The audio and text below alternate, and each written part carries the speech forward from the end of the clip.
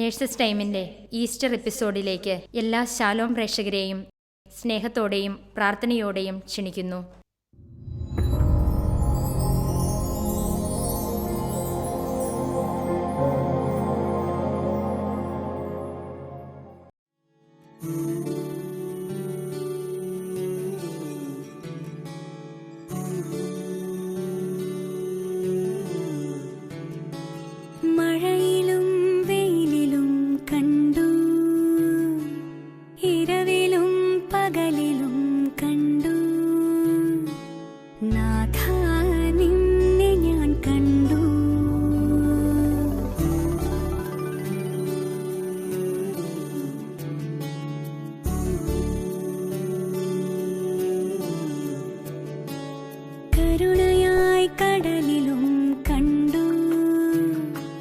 വചനമായി തിരയിലും കണ്ടു, നാഥ നിന്നെ ഞാൻ കണ്ടു.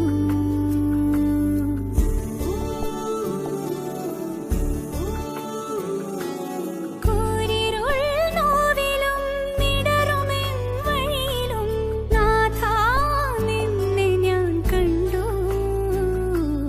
യേശുനാഥ നിന്നെ കണ്ടു.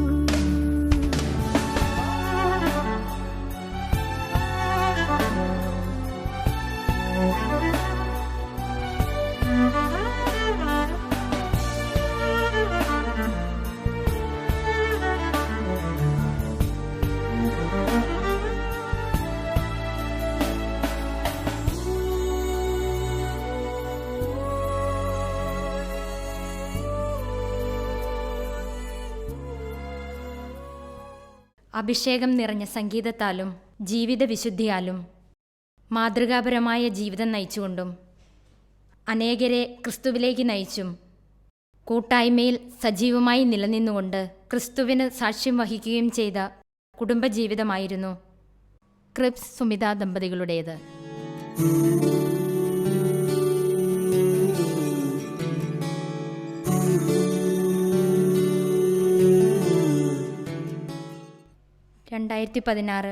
ഏപ്രിൽ 30 ഈ ദിവസം ഇവരുടെ ജീവിതത്തിൽ ഒരിക്കലും മറക്കാനാവാത്തതാണ്. മാലാഖമാരോടുകൂടെ സ്വർഗീയ ഗീതം ആലപിക്കുവാൻ ക്രിബ്സ് ഈ ലോകത്തിൽ നിന്നും പെട്ടെന്ന് യാത്രയായി. ഈ ലോകത്തിൽ നിന്നും യാത്രയായാലും നമ്മുടെ ഓരോരുത്തരുടെയും മനസ്സിൽ എന്നും നിലനിൽക്കുന്ന ക്രിബ്സിൻ്റെ കുടുംബത്തിലേക്ക് നിങ്ങളെയും ഞാൻ ക്ഷണിക്കുകയാണ്.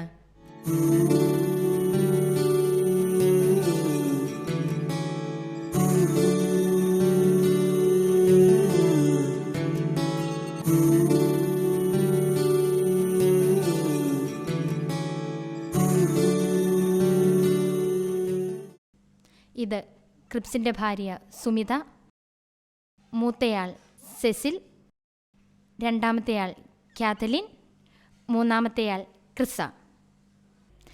ക്രിബ്സ് നമ്മുടെ അടുത്തു നിന്നും ഈശോയുടെ അടുത്തേക്ക് പോയിട്ട് ഏകദേശം 3 വർഷത്തോളമായി. സുമിത ഇപ്പം മക്കളുടെ കാര്യവും ജോലിയും കൂട്ടായ്മയും ഒക്കെയായി ഒരു നോർമൽ ലൈഫിലേക്ക് വന്നുകൊണ്ടിരിക്കുകയാണെന്നറിയാം. അന്നത്തെ അവസ്ഥയിൽ അനുഭവിച്ച ദൈവപരിപാലനയെക്കുറിച്ച് ഒന്ന് പറയാമോ സുമിത?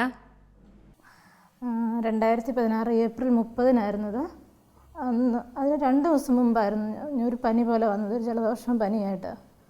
അന്ന് ബുധനാഴ്ച പനി തുടങ്ങി, വ്യാഴാഴ്ച ഞങ്ങൾ ആശുപത്രിയിൽ പോയി. ഞാൻ വർക്ക് ചെയ്യുന്ന ഹോസ്പിറ്റലിൽ പോയി എമർജൻസി കാണിച്ചു. ഡോക്ടർ പറഞ്ഞു URT, നഴ്സുമാർക്കറിയാലോ URT അത് മാത്രമേ ഉള്ളെന്ന് പറഞ്ഞു. അത് കഴിഞ്ഞ് പിന്നെ നമ്മൾ വീട്ടിൽ പോകുന്നു. അന്ന് രാത്രി വീണ്ടും പനിയായി, പിന്നെ ഛർദിയായി. അപ്പോഴത്തേക്കും പിന്നെ ഇവിടെ അടുത്തുള്ള ഒരു പ്രൈവറ്റ് ഹോസ്പിറ്റലിൽ തന്നെ കാണിച്ചു. ഫുജറയിൽ തന്നെയുള്ള ഒരു പ്രൈവറ്റ് ഹോസ്പിറ്റലിൽ കാണിച്ചു. അവിടെ അഡ്മിറ്റായി. അത് കഴിഞ്ഞ് അന്ന് പകലൊന്നും വലിയ കുഴപ്പമില്ലാതെ പോയി. നെഞ്ചിൻ്റെ അകത്ത് എന്തോ ഒരു വിഷമമുണ്ട്, ഇങ്ങനെ ഛർദ്ദിക്കാൻ വരുന്ന പോലത്തെ ആ ഒരു ബുദ്ധിമുട്ടുണ്ടെന്ന് ഇപ്പോഴും പറയുന്നുണ്ട്. പക്ഷെ എന്നാലും പനിയില്ല, ഛർദ്ദിക്കുന്നില്ല. അപ്പോൾ നമ്മൾ വിചാരിച്ചാൽ ഓക്കെ ആയിക്കൊണ്ടിരിക്കുമായിരിക്കും എന്നുള്ള ആ ഒരു പ്രതീക്ഷയിൽ ഇങ്ങനെ വെയിറ്റ് ചെയ്തുകൊണ്ടിരിക്കുക. അന്ന് വൈകുന്നേരം രാത്രി ആയപ്പോഴത്തേക്ക് ഞങ്ങൾ അന്ന് വൈകിട്ടും കഞ്ഞി കുടിച്ച്, വീട്ടിൽ നിന്ന് ഞാൻ കഞ്ഞി കൊണ്ടുവന്ന് കഞ്ഞി കുടിച്ചു. അത് കഴിഞ്ഞിട്ട് രാത്രി ഉറങ്ങുന്നതിന് മുമ്പായിട്ട് ഒരു ചെറിയ ശ്വാസം മുട്ടൽ പോലെ കാണിച്ചു. അത് കഴിഞ്ഞപ്പോൾ ഡോക്ടറെ വിളിപ്പിച്ചു. ഡോക്ടർ വന്ന് കണ്ടു എന്നിട്ട് പറഞ്ഞു നെബുലൈസേഷൻ കൊടുക്കാമെന്ന് പറഞ്ഞ് നെബുലൈസേഷൻ കൊടുത്ത് അത് കഴിഞ്ഞിട്ട് ഓക്കെ ആയി. അത് കഴിഞ്ഞ് പിന്നെ അങ്ങ് ഉറങ്ങി. പിറ്റേ ദിവസം രാവിലെ ഒരു 6-6:30 ആയപ്പോഴത്തേക്കും എഴുന്നേറ്റ് ബുദ്ധിമുട്ടോടെയാണ് എഴുന്നേൽക്കുന്നത്, ശ്വാസമുട്ടലോടെയാണ് എഴുന്നേൽക്കുന്നത്. പിന്നെ അങ്ങ് പെട്ടെന്ന് നമ്മുടെ കയ്യിൽ നിന്ന് വിട്ടു പോവുകയാണ് കാര്യങ്ങളെല്ലാം. അതുപോലെ ആയിരുന്നു. പെട്ടെന്ന് ഡോക്ടറെ വിളിപ്പിച്ചു. ഡോക്ടർ അന്നേരം പറഞ്ഞു ഓക്കെ. അന്നേരം സീനിയർ ഡോക്ടർ വന്നിട്ടില്ലായിരുന്നു. അത് കഴിയുമ്പോഴത്തേക്കും പറഞ്ഞു ഞാൻ എൻ്റെ ഹോസ്പിറ്റലിലേക്ക് ഇവിടുത്തെ ഫുജറയിലെ ഏറ്റവും വലിയ മിനിസ്ട്രി ഹോസ്പിറ്റൽ, അപ്പോൾ അങ്ങോട്ട് കൊണ്ടുപോയേക്കാമെന്ന് പറഞ്ഞു. ഓക്കെ, അപ്പോൾ അവരും പറഞ്ഞ് എഗ്രി ചെയ്തു. ഞങ്ങൾ പെട്ടെന്ന് നാഷണൽ ആംബുലൻസ് വിളിച്ച് അങ്ങോട്ട് കൊണ്ടുപോയി. അതുവരെ അവിടെ എത്തിയപ്പോഴത്തേക്ക് ഒരു 8:45 ആയിട്ടുണ്ടാകും. പിന്നെ അതിന് പെട്ടെന്ന് പിന്നെ അവിടെ എമർജൻസിയിൽ എന്തോ ചെയ്തു. പിന്നെ ഉടനെ ICUവിൽ കൊണ്ടുപോയി 3/4 മണിക്കൂറിനുള്ളിൽ പറഞ്ഞു എല്ലാം കഴിഞ്ഞു എന്ന് പറഞ്ഞു. സോറി എന്ന് പറഞ്ഞു ഡോക്ടർ പറഞ്ഞു. യഹോവയീരേ ദാതാവാം ദൈവം, നീ മാത്രം മതി എനിക്ക്. ആ സമയത്ത് ശരിക്കും എന്താ സംഭവിക്കുന്നതെന്ന് എനിക്ക് മനസ്സിലാവുന്നില്ലായിരുന്നു. ഞാൻ അങ്ങ് നിന്ന് കൊടുക്കുക, എന്താ സംഭവിക്കുന്നതെന്ന് എനിക്ക് ശരിക്കും മനസ്സിലാവുന്നില്ല. എവിടെ ആദ്യം അങ്ങ് വെറുതെ നിൽക്കുന്ന പോലെ എനിക്ക് തോന്നുന്നുള്ളൂ. ഒരു മരവിച്ച ഒരവസ്ഥയായിരുന്നു അന്നേരം. അത് കഴിഞ്ഞ് പിന്നെ അന്ന് ഒരു വിടവാങ്ങൽ പ്രസംഗത്തിന് ഷാജി തുമ്പേച്ചനായിരുന്നു വന്ന്. ആ ഒരു പ്രസംഗത്തിൻ്റെ സമയത്തുണ്ടായിരുന്നു. ആ ഒരു പ്രസംഗത്തിൽ അച്ഛൻ ജോയൽ 3:10 എന്നുള്ള ആ ഒരു വചനം എടുത്തായിരുന്നു അച്ഛൻ പറഞ്ഞത്. ആ വചനം കേട്ട ആ ഒരു പ്രസംഗത്തിൻ്റെ സമയത്ത് നമ്മളിങ്ങനെ എന്നെ ഒത്തിരി ധൈര്യപ്പെടുത്തുന്ന ഒരു പ്രസംഗമായിരുന്നത്. ആ ഒരു സമയത്ത് തന്നെ എനിക്കൊരു തോന്നലുണ്ടായി, ക്രിപ്സ് കാണിച്ചു തന്ന വഴിയിൽ കൂടെ തന്നെ ഞാൻ ഈ മക്കളെ വളർത്തും, അതിനുള്ള ദൈവശക്തി എനിക്ക് തരുമെന്നുള്ളൊരു ബോധ്യമുണ്ട്. അത് കഴിഞ്ഞ് പിന്നെ എനിക്കിങ്ങോട്ട് ഞാൻ ചിന്തിച്ചുകൊണ്ടിരിക്കുമ്പോഴത്തേക്കും ഭയങ്കര ഇതായിരുന്നു. എൻ്റെ കയ്യിൽ നിന്നുള്ള എന്തെങ്കിലും മിസ്റ്റേക്കുകളാണോ, അതോ ഈ ഹോസ്പിറ്റലുകൾ അവരങ്ങനെ ചെയ്തിരുന്നെങ്കിൽ ശരിയാവുമായിരുന്നു, ഇങ്ങനെ ചെയ്തിരുന്നെങ്കിൽ ശരിയാവുമായിരുന്നു, അങ്ങനെ ഒരുപാട് ഞാൻ ചിന്തിച്ചു, ഒത്തിരി ചിന്തിച്ചു. അത് കഴിഞ്ഞിട്ട് 3 ആഴ്ച കഴിഞ്ഞപ്പോഴത്തേക്കും പിന്നെ അന്നേരം ക്രിപ്സിൻ്റെ സിസ്റ്റർ അവർ സെയിം കണ്ടീഷനിൽ കൂടെ കടന്നു പോയതാണ്. 5 വർഷം മുമ്പ് അവരുടെ ഹസ്ബൻഡ് മരിച്ചു പോയതാണ്. അപ്പോൾ അവർക്കറിയാം ഒരു ബുദ്ധിമുട്ടുകൾ എന്താണെന്നുള്ളതൊക്കെ. അപ്പോൾ ചേച്ചിയമ്മ എന്നാണ് ഞങ്ങൾ വിളിക്കുന്നത്. ചേച്ചിയമ്മയുടെ ആ ഒരു ഇനിഷ്യേറ്റീവിൽ ഞങ്ങൾ ഒരു ധ്യാനം കൂടാൻ പോയി. ക്രിപ്സിൻ്റെ പേരൻസും ഡാഡിയും മമ്മി ഞാനും കൂടെ പോയി തിരുവനന്തപുരത്ത് മുട്ടടയിലുള്ളൊരു ധ്യാന കേന്ദ്രത്തിലാണ്. ആ ധ്യാന കേന്ദ്രത്തിൽ പോയി അവിടെ ഒത്തിരി തിരക്കൊന്നുമില്ലായിരുന്നു, 100 പേരുള്ള ഒരു ധ്യാന കേന്ദ്രമായിരുന്നു. ഞങ്ങൾ നന്നായിട്ട് ധ്യാനം കൂടി. പിന്നെ ഞങ്ങൾ ധ്യാനം കഴിഞ്ഞ് വന്നപ്പോഴത്തേക്കും അന്നേരം തന്നെ എൻ്റെ മനസ്സിലേക്ക് ഒരു ബോധ്യം ഉണ്ടായി, ഇത് ദൈവത്തിനൊരു തെറ്റ് പറ്റത്തില്ല, ഇതൊരു തെറ്റല്ല, ഒരു അബദ്ധമല്ല, ആരുടെ കയ്യിൽ നിന്നുള്ള ഒരു അബദ്ധമല്ല എന്നുള്ളത് എനിക്ക് ഒരു നല്ലൊരു ബോധ്യം അന്നേരം തന്നെ ആ ധ്യാനം കഴിഞ്ഞപ്പോഴേ കിട്ടി. ഞാൻ ചിന്തിക്കേണ്ട ഇതൊരു ദൈവത്തിൻ്റെ പൂർണ്ണമായിട്ടുള്ളൊരു പദ്ധതി എന്നുള്ളൊരു ബോധ്യം എനിക്ക് അന്നേരം വന്നു. കാരണം അതിന് ഒരു 3-4 മാസം മുമ്പ് നവംബറിൽ ഏപ്രിലാണ് ക്രിപ്സിൻ്റെ ഇത് വന്ന്. അതിന് മുമ്പ് നവംബറിലാണ് ഡിസംബറിലാണ് നവംബറിൽ എൻ്റെ ബ്രദറിനെ ഞങ്ങളിവിടെ കൊണ്ടുവന്നു. അത് അവൻ ഞങ്ങളുടെ കൂടെ ഉണ്ടായിരുന്നു. ഇവിടെ ഫുജറ തന്നെ ജോലിയുണ്ട്.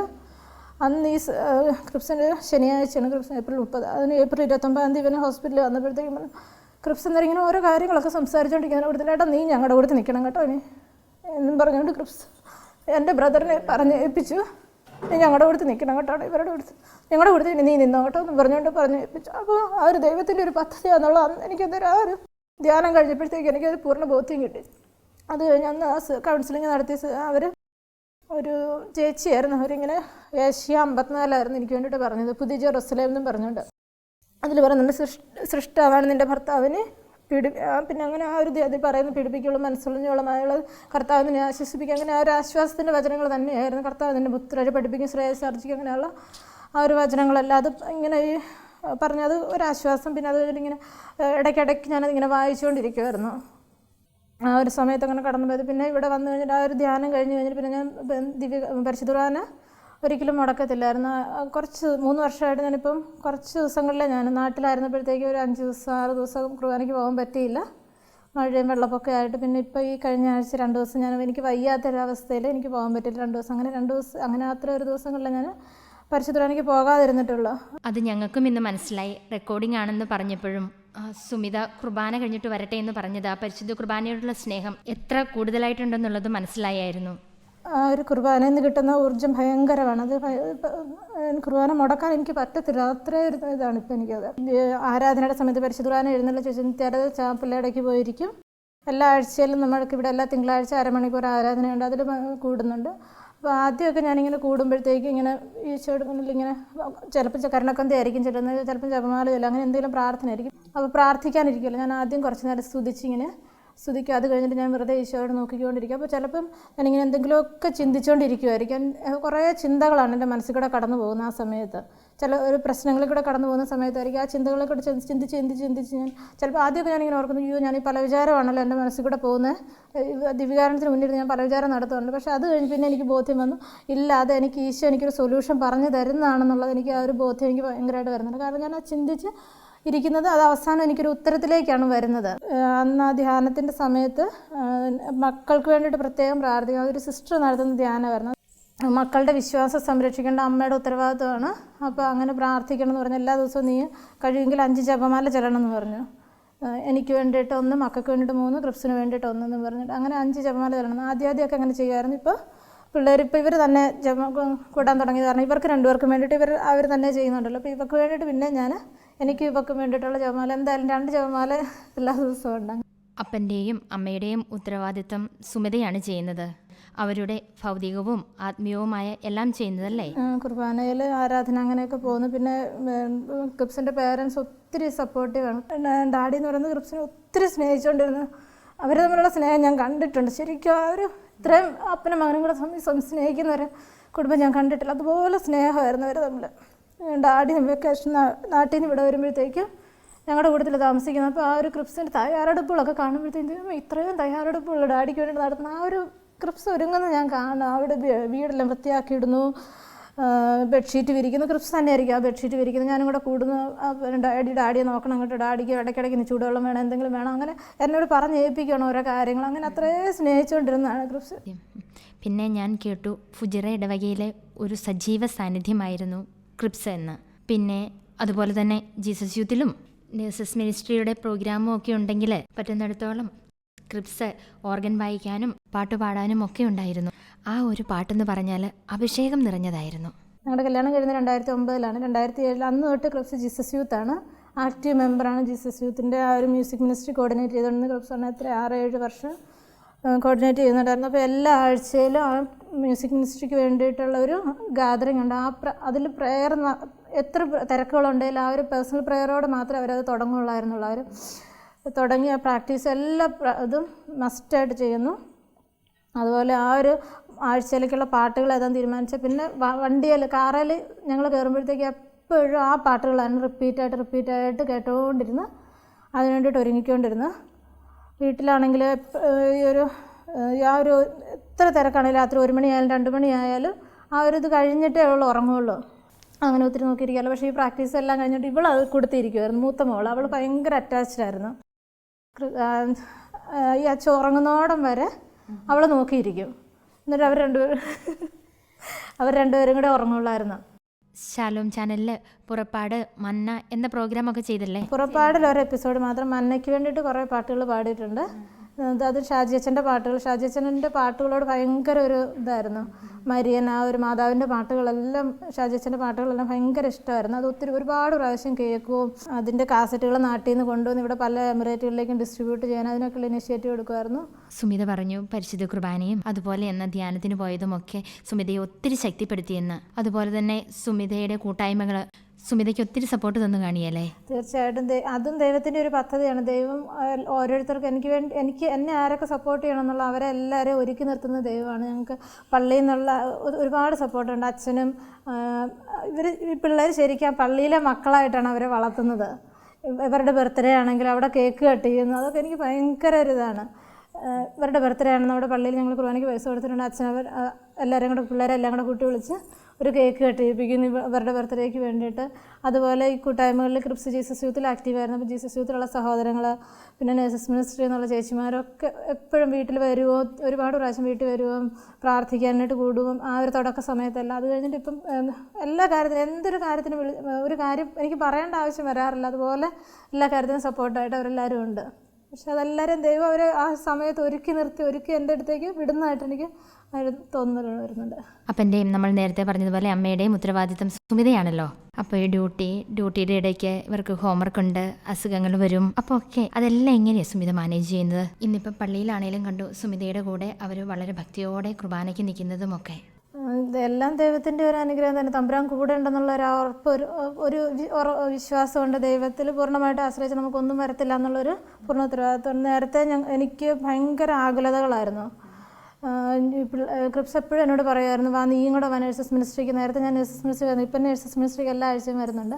പക്ഷെ നേരത്തെ എന്നോട് പറയുമായിരുന്നു, ഇട്ട് നീയാണ് ശരിക്കും നേഴ്സസ് മിനിസ്ട്രിക്ക് പോകേണ്ടത്, ഞാനല്ല, ഞാൻ പാട്ടിന് വേണ്ടിയിട്ട് പോകുന്നു, പക്ഷേ നീയാണ് ശരിക്കും നേഴ്സസ് മിനിസ്ട്രിക്ക് പോകേണ്ടതെന്ന് പറയും. ഞാനെന്നപ്പോഴത്തേക്കും പറയും, പിള്ളേർ കുഞ്ഞുങ്ങളല്ലേ അങ്ങനെ ഇട്ടിട്ട് പോകുന്നതെന്നൊക്കെ പറഞ്ഞിട്ട്. ഇപ്പം പക്ഷേ എനിക്ക് പിള്ളേരെ നോക്കുന്നത് ദൈവമാണ്. എന്നെക്കാളും കൂടുതൽ ദൈവത്തിൻ്റെ മക്കളാണ് അവർ. ദൈവം എന്നെ നോക്കാൻ ഏൽപ്പിച്ചേക്കുന്നത് മാത്രമേ ഉള്ളൂ. അവരെ നോക്കുന്ന ദൈവമാണ്. അപ്പോൾ ഞാൻ പോയാലും കുഴപ്പമില്ല എന്നുള്ള ഒരു ബോധ്യത്തിലേക്ക് ഞാൻ വന്നു. സന്തോഷിക്കുന്നുണ്ടായിരിക്കും ഇപ്പം നേഴ്സസ് മിനിസ്ട്രിയിൽ ഇങ്ങനെ വന്നിരിക്കുന്നു ഒക്കെ. ഒത്തിരി എന്നെ വിളിക്കുന്നുണ്ടായിരുന്നു, നീ വാ വരേണ്ടത്, നീയാണ് വരേണ്ടത് ശരിക്കും പറഞ്ഞു. ഞാൻ പറയും, ഒരു കുഞ്ഞുങ്ങളല്ലേ ഇവരെ ഇട്ടച്ച് പോരുന്നത് എങ്ങനെയാണ് എന്ന് പറഞ്ഞുകൊണ്ട് എന്ന് ഞാൻ പറയുമായിരുന്നു. പക്ഷെ ഇപ്പോൾ എന്നൊരുപ്പോഴത്തേക്ക് ഇപ്പോൾ എനിക്ക് ഇവരെ വീട്ടിൽ നോക്കാണ്ടൊരു ചേച്ചിയുണ്ട്, അവരെ ഏൽപ്പിച്ചിട്ട് ഞാൻ പോകും. അല്ലെങ്കിൽ ഒരാളെ ഞാൻ നേഴ്സസ് മിനിസ്ട്രിയുടെ ഗ്രൂപ്പിലേക്ക് കൊണ്ടുവരും, ബാക്കി 2 പേര് വീട്ടിൽ. അങ്ങനെ അതുപോലെ കുർബാനയ്ക്ക് പോകുമ്പോഴത്തേക്ക് ഇവരെ മൂത്തവരെ 2 പേരും കൊണ്ടുപോകാനുണ്ട്. അവർക്ക് എന്തെങ്കിലും അസുഖമാണെങ്കിൽ അല്ലെങ്കിൽ അവർക്ക് എന്തെങ്കിലും പഠിക്കാനായിട്ടുണ്ടെങ്കിൽ അങ്ങനെ ഉണ്ടെങ്കിൽ മാത്രമേ ഞാൻ അവരെ വീട്ടിലിടുക, അല്ലെങ്കിൽ ഞാൻ അവരെ പള്ളിയിലേക്ക് കൊണ്ടുവരും. അതുപോലെ ഞാൻ ഇങ്ങനെ എപ്പോഴും മാതാവിനെ ഏൽപ്പിച്ച് കൊടുക്കണം. മാതാവ് എൻ്റെ മക്കളല്ല നിൻ്റെ മക്കളെ, നീ ഈശോയെ വളർത്തിയത് എങ്ങനെയാണെന്ന് എനിക്കറിയാമല്ലോ, നസ്രത്തിൽ പ്രായത്തിലും ജ്ഞാനത്തിലും ഈശോയെ വളർത്തിയത് നീയാണല്ലോ, അതുപോലെ എൻ്റെ മക്കളെ ഒന്ന് വിശുദ്ധരായിട്ട് വളർത്തി തരണേ, എനിക്കൊന്നും അറിയത്തില്ല, മാതാവ് അമ്മ അവരെ ഒന്ന് വളർത്തി തരണേന്ന് ഞാൻ എപ്പോഴും അമ്മയോട് പറയും. അങ്ങനെ അങ്ങോട്ട്. അച്ഛൻ നിങ്ങളെ പാട്ട് പഠിപ്പിക്കുമായിരുന്നോ? നിങ്ങൾക്ക് 3 പേർക്കും അറിയാവുന്ന ഒരു പാട്ട് പാടിക്കേ.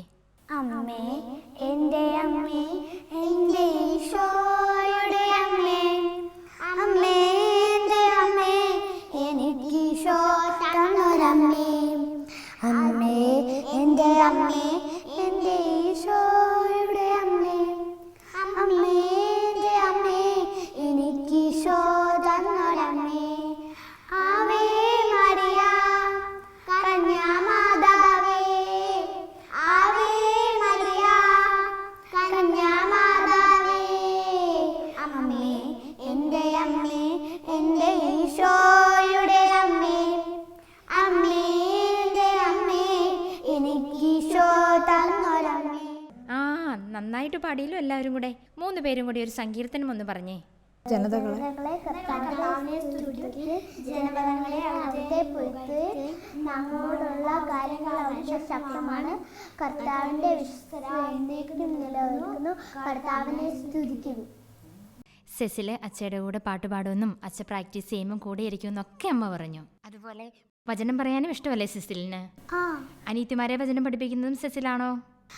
ചില വചനങ്ങൾ പഠിപ്പിക്കും. പിന്നെ ഞാൻ വണ്ടിയിൽ എങ്ങോട്ടേലും പോവുകയാണെങ്കിൽ അമ്മ പറയും ഞങ്ങളോട് 2 പേർക്ക് ഇങ്ങനെ എല്ലാ അച്ഛനും അമ്മയും കൂടെ പഠിപ്പിച്ച എല്ലാ വചനങ്ങളോടും ഇങ്ങനെ പറയാനായിട്ട്.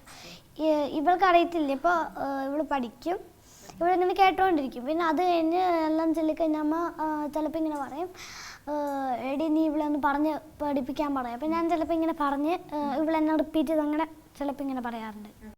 എന്താ ഒരു സങ്കീർത്തനം ചൊല്ലാവോ? പർവ്വതങ്ങളിലേക്ക് ഞാൻ കണ്ണുകൾ ഉയർത്തുന്നു, പർവ്വതങ്ങളിലേക്ക് ഞങ്ങൾ കണ്ണുകൾ ഉയർത്തുന്നു, എനിക്ക് സഹായം എവിടുന്ന് വരും, എനിക്ക് സഹായം എവിടുന്ന് വരും, എനിക്ക് സഹായം കർത്താവിൽ നിന്ന് വരുന്നു, എനിക്ക് സഹായം കർത്താവിൽ നിന്ന് വരുന്നു, ആകാശവും ഭൂമി സൃഷ്ടിച്ച കർത്താവിൽ നിന്ന്, ആകാശവും ഭൂമി സൃഷ്ടിച്ച കർത്താവിൽ നിന്ന്, അവിടുന്ന് കാൽ വൈതാൻ എന്നെ സമ്മതിക്കുകയില്ല, എന്നെ കാക്കുന്നവൻ ഉറക്കം തൂങ്ങുകയില്ല, ഇസ്രായേലിന്റെ പരിപാലകൻ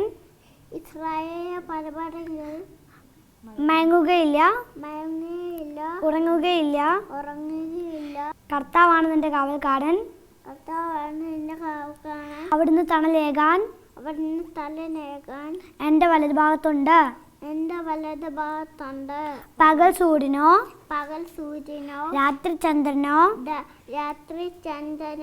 എന്നെ ഉപദ്രവിക്കുകയില്ല, സകല തിന്മകളിൽ നിന്നും കർത്താവ് എന്നെ കാത്തോളും, അവിടുന്ന് എന്റെ ജീവൻ സംരക്ഷിക്കും, കർത്താവിന്റെ വ്യാപാരങ്ങളെ എന്നേക്കും കാത്തുകൊള്ളും.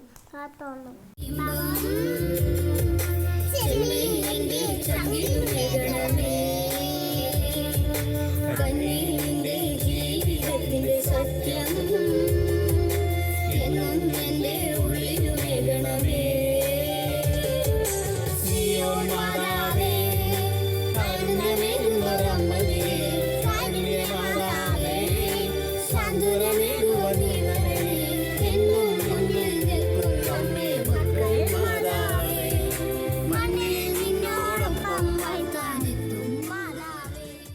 സുമിതയെ കേട്ടുകൊണ്ടിരിക്കുന്ന ഒരുപാട് പേരുണ്ട് ഇപ്പോൾ. സുമിതയുടെ പോലെയുള്ള അനുഭവത്തിലൂടെ കടന്നു പോകുന്നവരും പലപ്പോഴും പലരും എന്ത് ചെയ്യണമെന്നറിയാതെ വളരെ വിഷമിച്ചു നിൽക്കുന്ന അവസരങ്ങൾ ഉണ്ടാകാറുണ്ട്.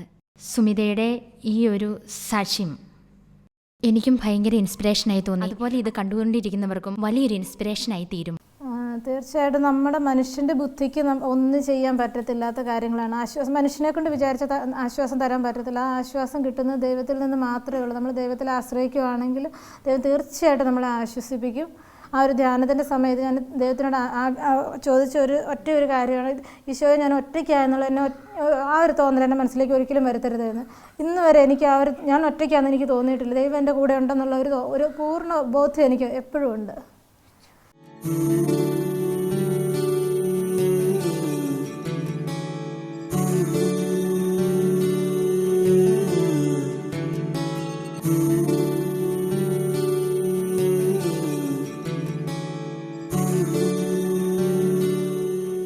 Praise the Lord. എൻ്റെ പേര് മഞ്ജു. ഞാൻ ക്രിപ്സിനോടൊപ്പം ശുശ്രൂഷ ചെയ്യാൻ തുടങ്ങിയിട്ട് ഒരു 10 വർഷത്തിലേറെയായി. ക്രിപ്സിനെ കുറിച്ച് ചിന്തിക്കുമ്പോൾ ആദ്യമായിട്ട് മനസ്സിലേക്ക് വരുന്ന വചനം വിശുദ്ധ മത്തായിയുടെ സുവിശേഷം 6-ാം അധ്യായം 33-ാം വാക്യം ഇങ്ങനെ പറയുന്നു: നിങ്ങൾ ആദ്യം അവിടുത്തെ രാജ്യവും അവിടുത്തെ നീതിയും അന്വേഷിക്കുക, അതോടൊപ്പം മറ്റുള്ളവയെല്ലാം നിങ്ങൾക്ക് ലഭിക്കും. ക്രിപ്സിൻ്റെ ജീവിതത്തിൽ ക്രിപ്സ് അത് ജീവിച്ച് കാണിക്കുകയായിരുന്നു. ഒത്തിരി പുണ്യങ്ങളുടെ ഉടമയായിരുന്നു ക്രിപ്സ്. കീബോർഡ് പ്രൊഫഷണലായിട്ട് പഠിച്ചിട്ടില്ലെങ്കിലും ക്രിപ്സിൻ്റെ ഓരോ ദൈവിക ഗാനങ്ങളും വളരെ അഭിഷേകം നിറഞ്ഞ ഒരു സ്വർഗീയ വിരുന്ന് തന്നെയായിരുന്നു ക്രിപ്സിൻ്റെ ഓരോ ശുശ്രൂഷയിലും ഉണ്ടായിരുന്നത്. അത് മറ്റൊന്നുമല്ല, ക്രിപ്സിൻ്റെ പ്രാർത്ഥനാ ചൈതന്യം. അതിന് ഓരോ ശുശ്രൂഷയ്ക്ക് വേണ്ടിയിട്ടും ക്രിപ്സ് ഒത്തിരി പ്രാർത്ഥിച്ചൊരുങ്ങിയിരുന്നു. മാത്രമല്ല, മ്യൂസിക് മിനിസ്ട്രിയിലുള്ള ഓരോ വ്യക്തിയും കുമ്പസാരിച്ചിരുന്നു എന്ന് ക്രിപ്സ് ഉറപ്പുവരുത്തിയിരുന്നു. എല്ലാ കാര്യങ്ങൾക്കും വളരെ അടുക്കും ചിട്ടയും കൃത്യനിഷ്ഠയും ക്രിപ്സിൻ്റെ ജീവിതത്തിൻ്റെ ഒരു ഭാഗമായിരുന്നു. 2 തിമോത്തി 4:7 ഞാൻ നന്നായി പൊരുതി, എൻ്റെ ഓട്ടം പൂർത്തിയാക്കി, വിശ്വാസം കാത്തു. ആത്മവിശ്വാസത്തോടെ എനിക്ക് പറയാൻ കഴിയും, ക്രിപ്സ് ദൈവസന്നിധിയിൽ ഈശോയ്ക്ക് മുഖാമുഖം കണ്ടുകൊണ്ട് നമുക്കെല്ലാം വേണ്ടി മധ്യസ്ഥം യാചിക്കുന്നുണ്ടെന്ന്. ഈ ഒരു വിശ്വാസത്തിൻ്റെ പുറത്താണ് അന്ന് ക്രിപ്സ് മരിച്ച് ക്രിപ്സിൻ്റെ ശരീരം വീട്ടിലേക്ക് കൊണ്ടുവന്നപ്പോൾ തമ്പുരാനെ വിളിച്ച് സ്തുതിച്ചുകൊണ്ട് ആ ഒരു ആത്മീയ നിറവിലായിരുന്നുകൊണ്ട് ഒരു ആത്മാഭിഷേകത്തോടെ സ്തുതിച്ചു പ്രാർത്ഥിക്കുന്ന ഒരു മാതാവിനെയും പിതാവിനെയും നമുക്കിവിടെ കാണാൻ സാധിച്ചത്. നമുക്കും ഇതുപോലെ ഉദ്ധിതനായ യേശുവിനെ ലക്ഷ്യം വെച്ചുകൊണ്ട് ഏറ്റവും വിശുദ്ധിയോടുകൂടി വിശ്വാസത്തിലായിരുന്നുകൊണ്ട് തമ്പുരാൻ്റെ സന്നിധിയിലേക്ക് നമുക്കും യാത്ര തുടരാം. Praise the Lord.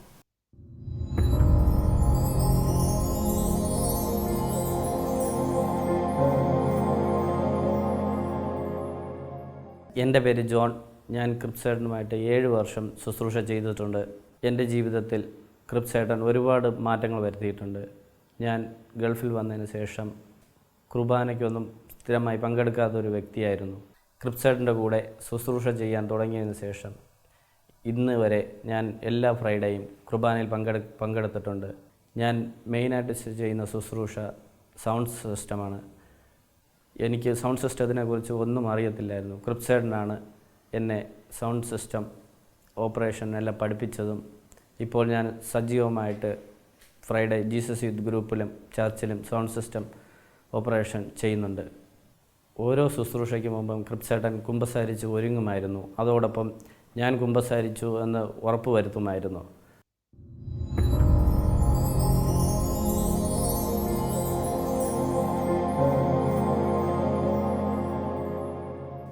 വിശുദ്ധ പൗലോസ്ലീഹ കോറിന്തോസിലെ സഭയ്ക്ക് എഴുതിയ 1-ാം ലേഖനം 15:17 ഇപ്രകാരം ഉദ്ബോധിപ്പിക്കുന്നു: ക്രിസ്തു മരിച്ചവരിൽ നിന്ന് ഉയർപ്പിക്കപ്പെട്ടില്ലെങ്കിൽ നിങ്ങളുടെ വിശ്വാസം നിഷ്ഫലമാണ്. 15:19 ഇപ്രകാരം കാണുന്നു: ഈ ജീവിതത്തിനു വേണ്ടി മാത്രം ക്രിസ്തുവിൽ പ്രത്യാശ വച്ചിട്ടുള്ളവരാണെങ്കിൽ നമ്മൾ മറ്റെല്ലാ മനുഷ്യരെയുംകാൾ നിർഭാഗ്യവാന്മാരാണ്. ഉദ്ധിതനിൽ പ്രത്യാശ വെച്ച് സ്വർഗസൗഭാഗ്യം മാത്രം മുന്നിൽ കണ്ടുകൊണ്ട് തൻ്റെ ജീവിതത്തിലെ ഓരോ സഹനങ്ങളെയും ക്രിസ്തുവിൻ്റെ കുരിശിനോട് ചേർത്ത് വെച്ചുകൊണ്ട് ജീവിക്കുന്ന സുമിതയുടെ ജീവിതം നമുക്കെല്ലാവർക്കും ഒരു മാതൃകയാവട്ടെ. ഈ കുടുംബത്തെ തിരുഹൃദയത്തിന് സമർപ്പിച്ച് നമുക്ക് പ്രാർത്ഥിക്കാം. അതുപോലെ തന്നെ നാളുകളായി തകർച്ചയിലും നിരാശയിലും കഴിയുന്ന അനേകരെ ഉദ്ധാനത്തിൻ്റെ പ്രത്യാശയിലേക്ക് കൊണ്ടുവരുവാൻ നമുക്ക് സാധിക്കട്ടെ. ദുഃഖവെള്ളി മുതൽ നാം ആരംഭിച്ച ദൈവകരുണയുടെ നൊവേനയിൽ നമുക്ക് തീഷ്ണതയോടെ പങ്കുചേരാം. ദൈവകരുണ ധാരാളമായി നമുക്ക് ലഭിക്കട്ടെ. അതിനുള്ള കൃപയ്ക്കായി ലോകമെമ്പാടുമുള്ള എല്ലാ നേഴ്സുമാരെയും അവരുടെ കുടുംബങ്ങളെയും പരിശുദ്ധ അമ്മയുടെ വിമല ഹൃദയത്തിന് പ്രതിഷ്ഠിച്ച് നമുക്ക് പ്രാർത്ഥിക്കാം. ഓരോ നേഴ്സും ഒരു വിശുദ്ധനാകട്ടെ, ഒരു വിശുദ്ധയാകട്ടെ. ആമേൻ. ദൈവമാതാവും ഞങ്ങളുടെ അമ്മയുമായ കന്യകാമറിയമേ, ഫാത്തിമാനാഥേ, എന്നെയും എൻ്റെ കുടുംബത്തെയും തിരുസഭയെയും മാനവകുലത്തെയും ലോകമെമ്പാടുമുള്ള നേഴ്സുമാരെയും അങ്ങേ വിമല ഹൃദയത്തിന് പ്രതിഷ്ഠിക്കുന്നു. അങ്ങേ ശക്തിയുള്ള സംരക്ഷണത്തിൽ ഞങ്ങളെ കാത്തുകൊള്ളണമേ.